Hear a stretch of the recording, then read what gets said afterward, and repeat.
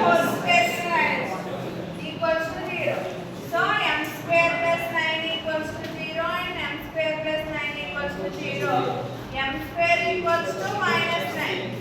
So m equals to minus I3 whole square కి రాస్తాం ఇలా వస్తుంది మనకి. సో అందుకని మనకి ప్లస్ ఆర్ మైనస్ I3 వస్తుంది. ఓకేనా? ఇది కూడా అలాగే m equals to plus or minus I3. So complex and equal roots. Complex and equal root అంటే కాంప్లెక్స్ రూట్ 2 టైమ్స్ కనుక రిపీట్ అయితే కాంప్లిమెంటరీ ఫంక్షన్ ఎలా రాస్తాం? e power alpha x